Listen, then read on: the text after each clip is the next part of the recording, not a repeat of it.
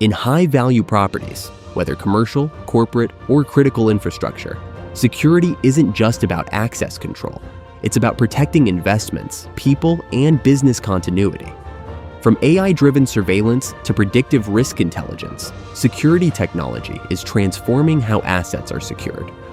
In this special edition of Security Connected North America, hosted by Jordan Braff, a Douglas Elliman real estate agent and cast member of Netflix's new real estate series, Selling the City, we dive into the biggest security trends shaping the future of asset protection with industry leaders Mike Evans and Milton Plett.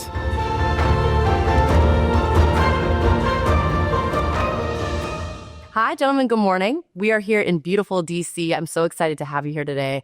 I'm Jordan Braff from Douglas Elliman. I sell high-value properties to luxury clients between LA and New York City. And one of the questions I get so often is about security. So I'm excited to kind of pick your guys' brains today. Good morning, Jordan. My name is Milton Plett. With a great team of professionals, I lead our global clients data center group. Good morning, both. I'm Mike Evans, Director of the Risk Intelligence Center, and it's our mission to provide customers with actionable intelligence on what's going on in the world, why it matters to them, to help protect their people, property assets, and whatever else matters most to them. As a real estate professional, I've seen firsthand how security is critical in providing protection for high-value properties, corporate spaces, and large-scale developments. I think with AI and with risk intelligence advancing rapidly, today's conversation, it's going to be important to explore how we get security professionals, security leaders, investors, and corporate decision makers to kind of stay ahead of these emerging threats.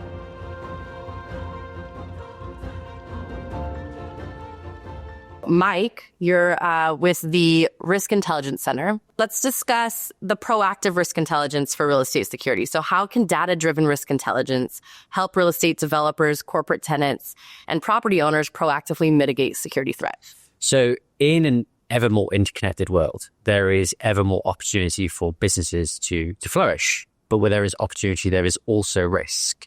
And organizations are having to increasingly monitor, an ever-changing and ever-growing number of kind of data points around the world in a 24/7, 365 basis to determine what's going on around the world, and why does it matter to them, and what they can do about it. And also we're finding that what happens in one part of the world has the ability to insight, inspire, influence, and impact on the other side of the world.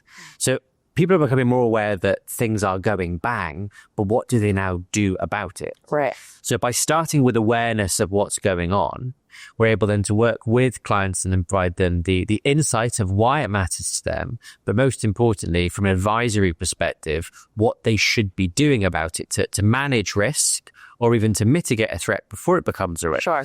So by combining intelligence with the protective services that the Securitas offers, whether it's things like guarding, mobile technology, etc., you can craft tailored solutions to support that client in their time of need, or better yet, kind of plan ahead, be informed, and in control.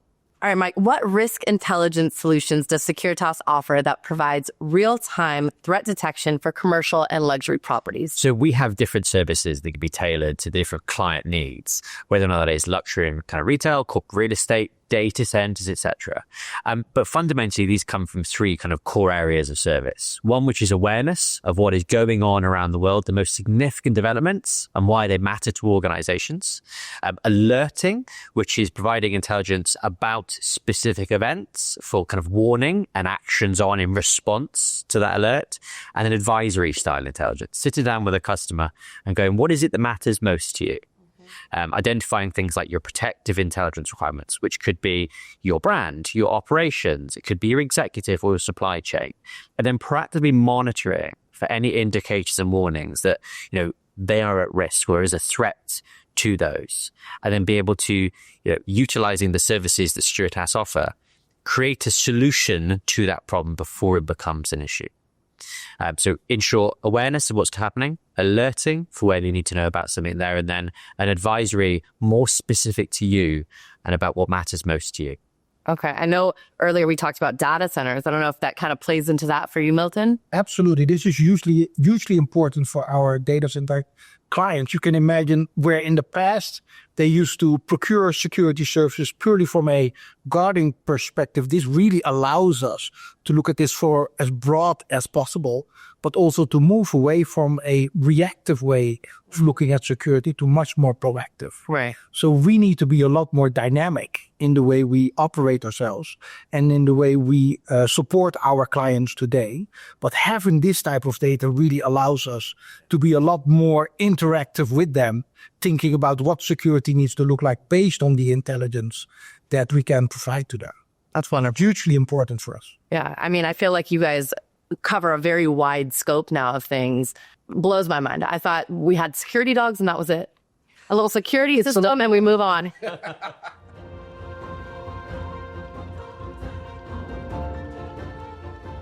Getting more into AI and smart surveillance in real estate, how does AI-powered security help real estate developers detect threats before they escalate? So AI really gives you the speed, scale, and scope to deliver on, threat detection and security services of that. Whether or not that is using AI to monitor kind of what we refer to as the open source and detecting things like keyword mentions of you as a brand, or your site name, or even like geofencing and going, hey, there's someone that's posting graffiti pictures online or something to that effect. It's giving you the ability to know what's going on outside the perimeter from an open source perspective. But if you then combine AI with things like CCTV or what have you, you can look at then, identifying objects within the CCTV view, whether or not that is someone with some kind of like concealed weapon or a banner or what have you, that speeds up the time to respond.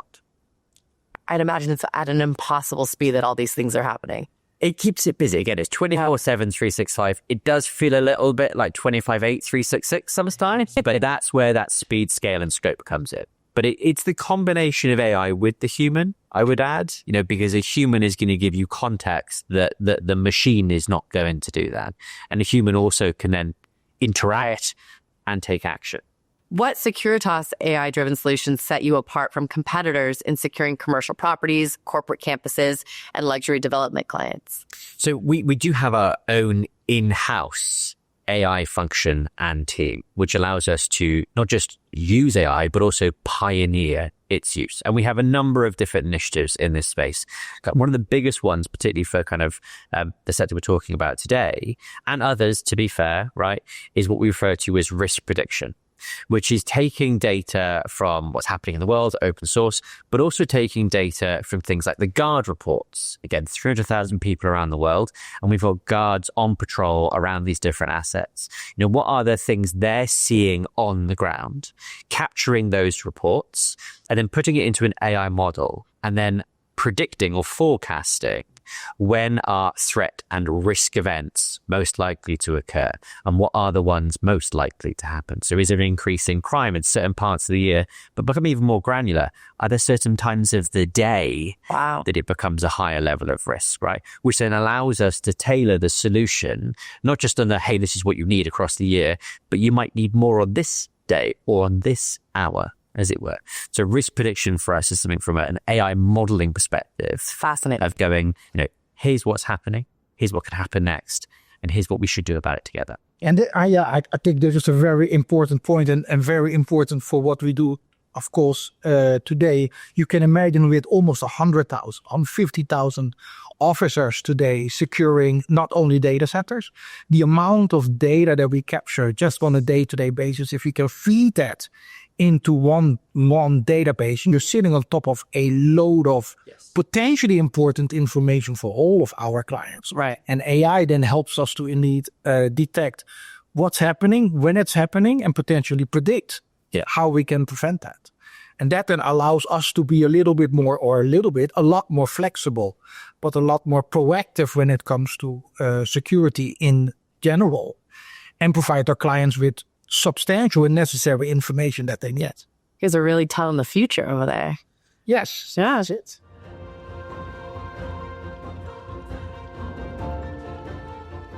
Okay, so speaking about these, the security guard in the cage, watching this gate go up and down, we are now looking at a world where we have mobile and remote guarding. Yes. How is that complementing the traditional on-site security guard? Yeah, I think it allows us to move away from looking at guarding as a static solution. Yes. Towards moving, looking at guarding as a more dynamic solution. Okay. A solution that is flexible, a solution that can adapt to what's happening on a day-to-day basis. I think there are still clients that are very much looking at the static part, but inevitably they will have to move away from that because of how dynamic the world is today. And I think remote guarding as one solution offers us to move away and move towards a much more dynamic approach. I completely agree. And I think if you look at security is actually about needs and risk. So client will have a need based on its service, what it needs to do, but also from a compliance perspective, but also from a risk. And if there is no risk to the client, is there a need for security, right? So when there are periods of heightened risks, or heightened threat, as it were, you can adapt the security service, utilizing things like mobile, remote, etc., to respond to that proactively and maximize your return on investment. You don't need to have 100 people every day at one site that does not face the same level of risk every single day. Right. And this is what's happening more and more, where clients are looking at fully outsourcing security towards Securitas. So now let us decide how much security you need based on the information that we have, based on the data that we look at, based on the risk that we see for them today. We are then assigned towards defining what security needs to look like. And that's really looking at remote guarding, looking at technology, looking at data, looking at potentially other types of security solutions, because we understand what the risks are. So they're leaving it up to us to look at, okay, what's the solution that I need? And that's it, right? It's that keyword solution. We're talking a lot more about solutions these days within the business of working with customers. It's going away from, I need this many hours for my site. I need this many cameras. Instead going, hey, what is the solution to the challenges that I face by leveraging the protective services? Now, again, this is me not coming from a security background. So with mobile guarding, is that now AI on the other side of those cameras? Who's like, we're saying that we're not going to put a physical security guard here necessarily. There's going to be some cameras, I assume, here, and then someone on the other side watching this, or is this computer doing that work? So it's a mix. It's a mobile guarding is about deploying a mobile officer with a vehicle to a site, which is either, during core hours of business, when everyone's coming in the morning and leaving out. Is an officer needed all day at that post? You don't need as many. You can use mobile to kind of fill the gap, as it were. Okay. And AI is then stepping in to help determine the trends, patterns, behaviors, right? Got it. From a remote guarding perspective, then you're utilizing things like the sensor at the site, whether or not it is CCTV or another kind of sensor from an access control perspective or whatever else it may be, to go, right, we have detected something at the site via remote means, and now what kind of intervention do we need? So it's utilizing these different forms of collection, as it were, from a data perspective, and going, hey, what's the insights available to us? And now what do you do about it? Yeah, why wouldn't you have all of the above? Yeah.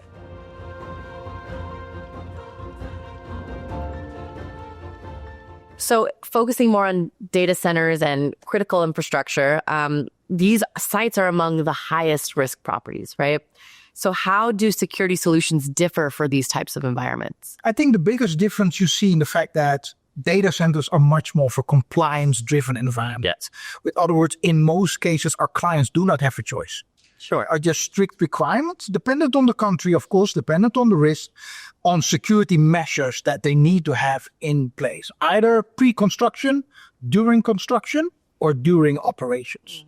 And I think that's different from your typical office or retail location, where as an owner, you have much more, you can flex, you can think about, oh, these are the things I would like, and these are the things that I don't really need. I think data centers, given the fact that they are considered critical, just need to have certain specific security measures in place to operate. Right. Access control among one of them, but there are various other, I think, security solutions that they just need to have to be able to operate. I think as well with that, the criticality of data centers, being critical infrastructure and other forms of critical infrastructure, because they are so valuable, there are people that want to target them.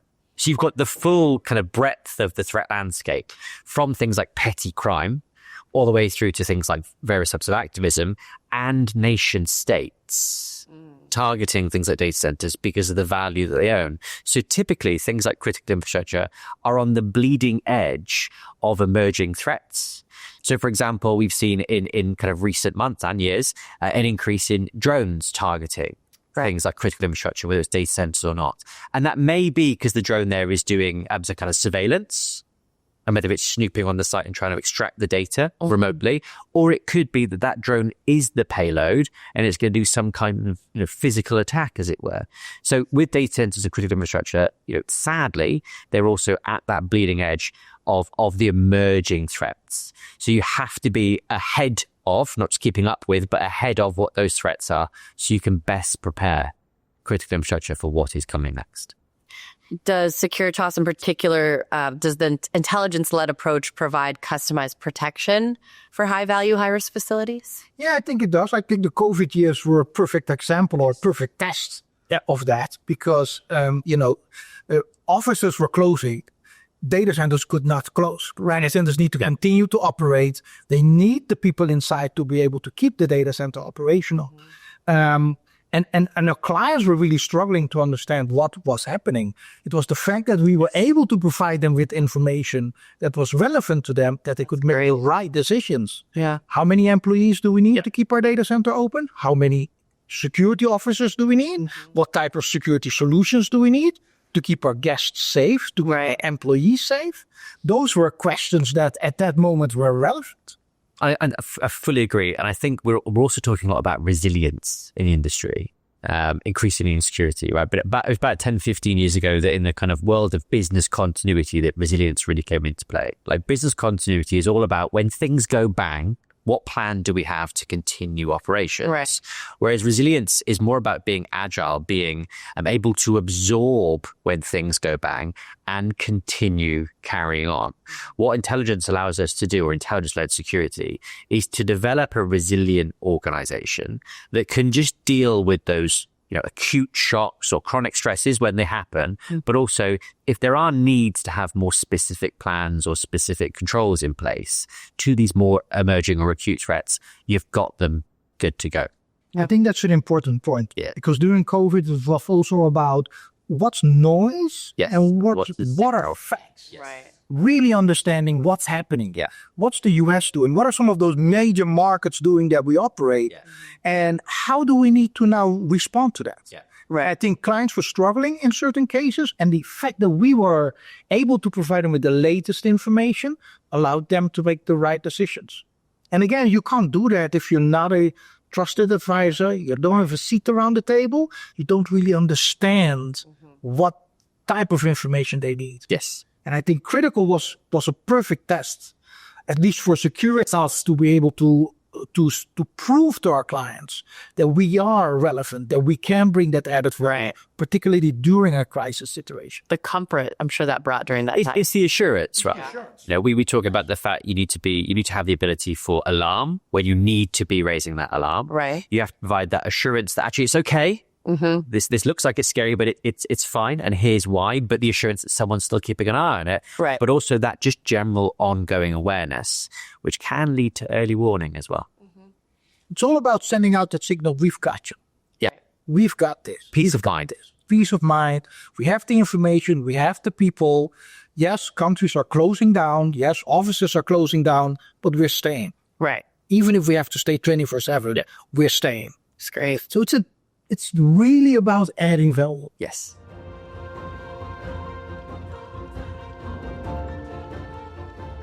So looking forward, how do you see the data-driven security insights advancing in the next decade or so for critical infrastructure and high-value properties? I think for me, the big thing that we're seeing is that understanding within organizations of the need to use data for decision-making. Like, before we go and make a decision, before we go and do anything, have we got anything that helps inform the decision we're going to make? But also, that then provides us the confidence the decisions we're making are the right ones. I think for me, it's more that soft kind of understanding, as it were, that we have all this now available to us. because we're collecting it. And if we can put it all together, we can do something with it. And that's going to be a mix of the clients going, hey, we would love to achieve this. And it's a mix of us from a security perspective as the experts going, hey, this is where we know we can apply this data to support clients in their needs. Yeah, good point. Because I think the challenge, particularly when it comes to data center clients right now, is there's so much data that's going to become available. How can you shift out the data that I don't need and bring with the data that I actually need to have? Right. And I think that's going to be the challenge for us. I think that's going to be a challenge for any company. But if you are successful in bringing them the data that they need, that's where I see the biggest advancements, right? Okay.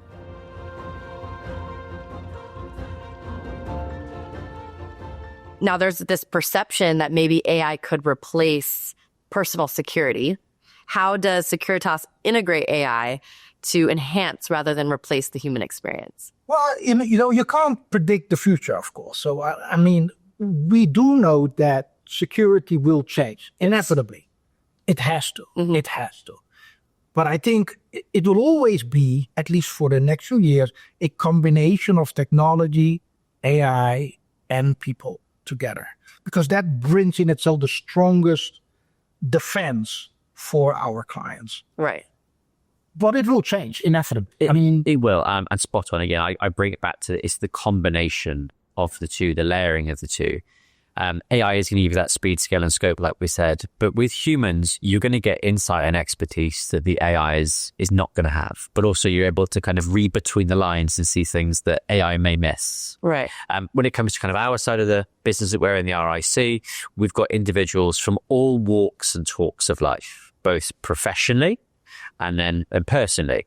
So if you've not guessed by like my bad haircut and jokes, I'm ex-military, right? But then we've got others from like a policing environment, kind of other public sector or other agencies, as it were, through letter or not. You've got people from like a private sector background, people from academia, etc. But those are the professional backgrounds with different skill sets, whether it's in things like national security, critical national infrastructure, etc. But it's also their personal backgrounds, like people from all walks and talks of life, from all different cultures, so that when you are providing advice on entering a market, you haven't got the pale male stale guy from Western Europe saying, hey, what about this for global South, as it were? You're able to leverage someone from that part of the world with those personal insights and those cultural insights to go, here's what it's actually like. And AI can't do that. Right. So it's the combination of the two. And I think the biggest change that we will see happen in the industry is the officer or the security officers themselves. Because if we can provide them with the right tools and the right information, they can become a lot more effective and a lot more efficient. Right. So I think the officer of the future will utilize AI and technology to become smarter and to become more effective. Yeah. I think that's where the biggest change is going to take place, where you potentially may need less officers, but higher qualified and much more advanced when it comes to how they look at security and what tools they utilize. I think it really speaks to the fact that security is a profession. Yes. Yes. And there's professionalism within that, and there are certain skills, technologies, behaviors that are required. I think it helps that journey. Yes. Moving away from how we would look at security in the past, an officer sitting at a gate and just watching the gate open and close, towards this highly advanced, highly trained, having the right tools type of officer who has the right information at the right time to make the right decision. Great.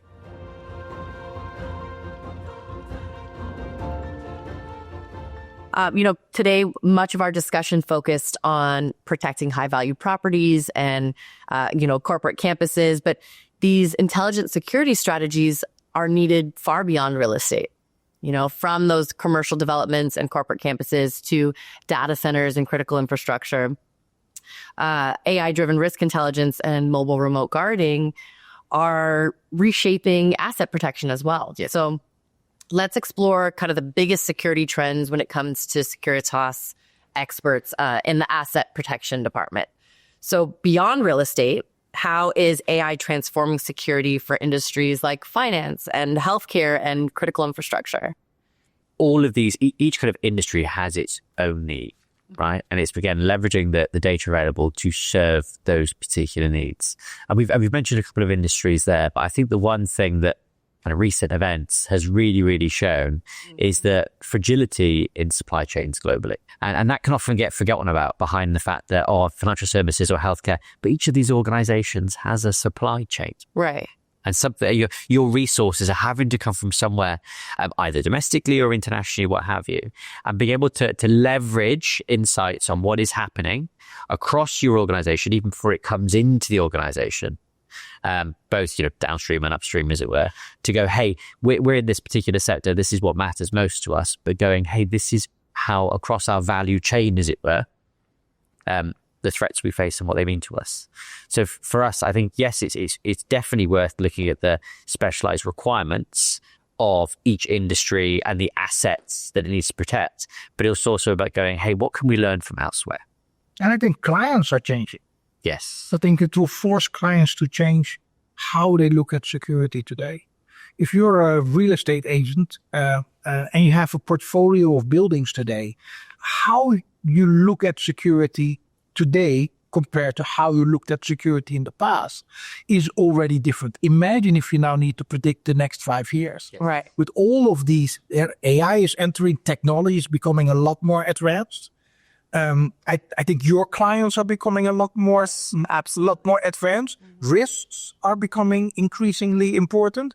Now, how do you look at security in general? I think you need a partner. You need a company that can help you with that. And I think that's where Securitas today plays the most important role it has ever played. Yes. Is really understanding what's happening and being able to translate that in tangible solutions for clients. Absolutely. How does AI-driven threat detection improve security for corporate headquarters and industrial facilities, global enterprises?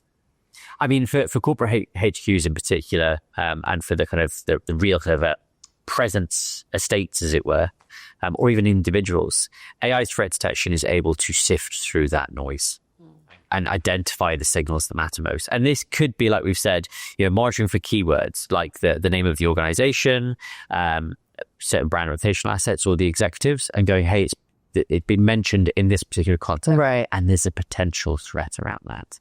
Or it could be utilizing AI within the operation, not just from the monitoring side of life, but going, hey, we're seeing a trend, a pattern, or behavior here that we should be doing something about. So for us, it's about, leveraging that AI within whatever we're providing to the customer to crank from 10 to 11.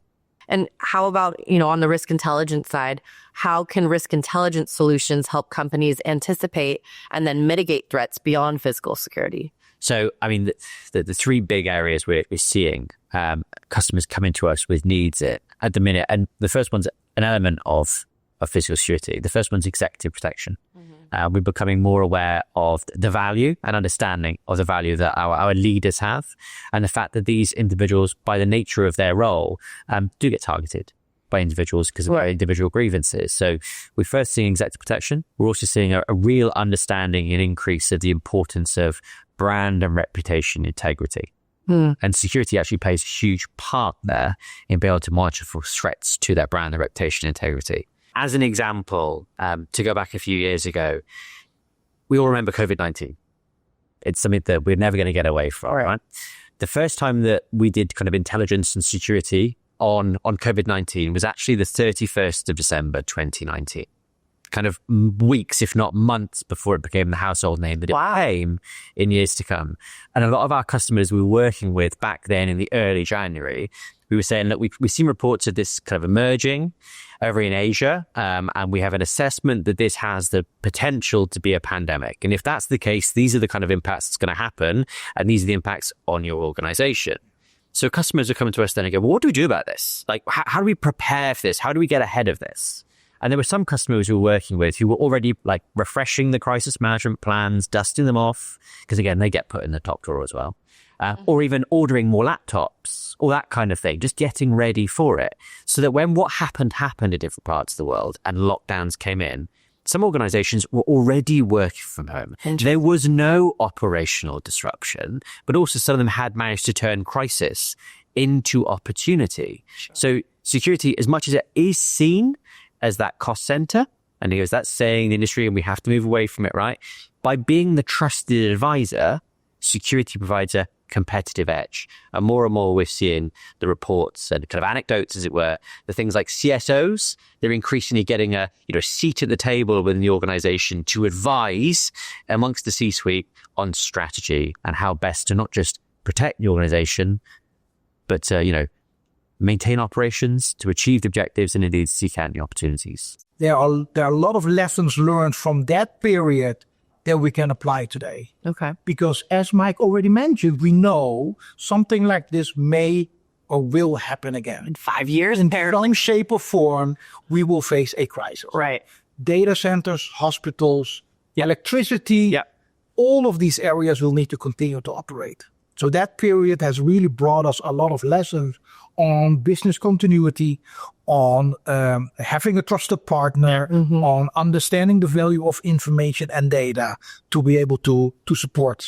I fully agree. And it's the importance of resilience. Yes. Like we take a look at recent events as an example. We're less than a week after a fire at an electrical substation in Heathrow, and that basically shut down Heathrow for a 24-hour period. And Heathrow is one of the major global hubs of travel, transport, and supply chains around the world.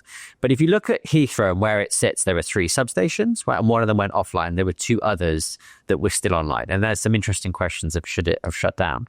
What's also really interesting is that around the Heathrow area, there are a lot of data centers. Sure. And they didn't go down. So the airport critical infrastructure went down because of power disruption related issues, right? Because its own resilience measures based on open source reporting weren't able to stand up and keep operations going. Okay. But the data centers kept going. Continue to. So there's a lesson learned there in that if from a critical infrastructure perspective, you've got this major travel hub and these data centers, one got something right. Right. And these are all things Securitas helps to secure. Wow. Yeah. Mike, Milton, thank you guys so much for joining us today. I have learned so much today about Securitas and all the incredible offerings that data centers is going to live in my mind forever. Do data centers have data centers? That's my question. Who protects the data centers? We put data in your data center. Yeah. So you can have data. Securitas protects the data. Yeah. Thank you guys so much for joining today. Have a beautiful day. Enjoy the rest of DC has to offer today. And thank you.